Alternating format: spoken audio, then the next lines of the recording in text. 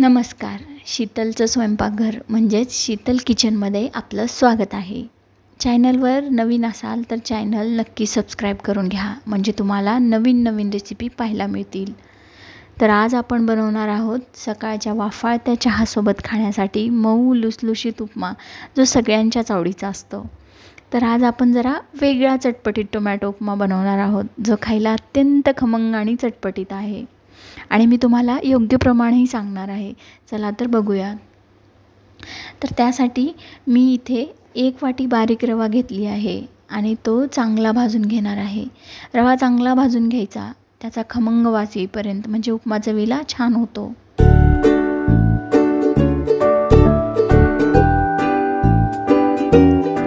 रवा भाजून झाल्यानंतर कढईमध्ये तेल किंवा तूप तुमच्या आवडीप्रमाणे टाकून घ्या. तेल चांगलं तापल्यानंतर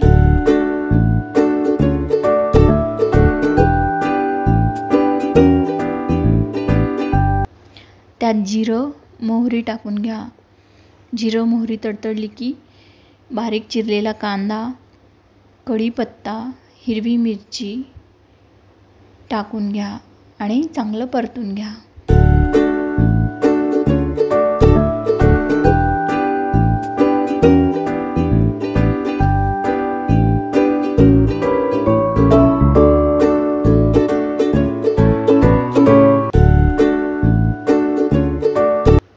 आणि हे चांगलं भाजल्यानंतर त्यात आणखी जास्त चवीसाठी मी लसूण कोथिंबीरीची पेस्ट टाकत आहे. हे नक्की टाकून बघा, याने चव छान येते.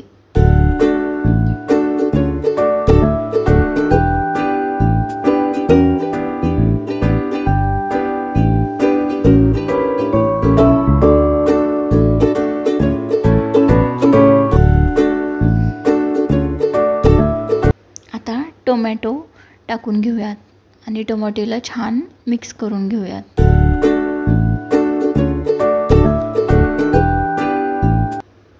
आणि यावर झाकण ठेवूयात. टोमॅटो चांगला मिक्स करून घेऊयात.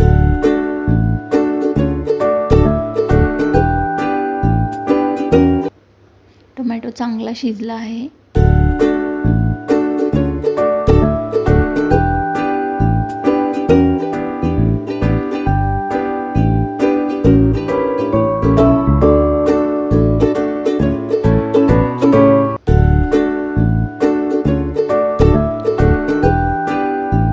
नंतर यामध्ये मी 3 वाटी पाणी टाकणार आहे, कारण 1 वाटी रवा घेतला असल्यास 3 वाटी पाणी टाकायचं. जर रवा जाड घेत असाल तर 3.5 वाटी पाणी टाका. आणि पाण्याला चांगली उकळी येऊ द्या. त्याआधी यात मीठ टाकून घ्या. तुम्ही तुमच्या चवीपुरतं मीठ टाकून घ्या.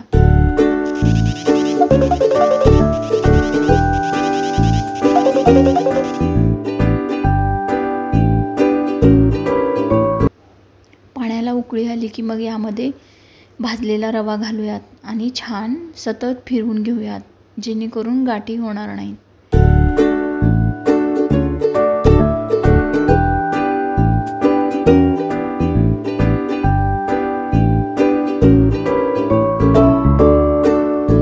रवा चांगला लो फ्लेमवर वाफवून घ्यायचा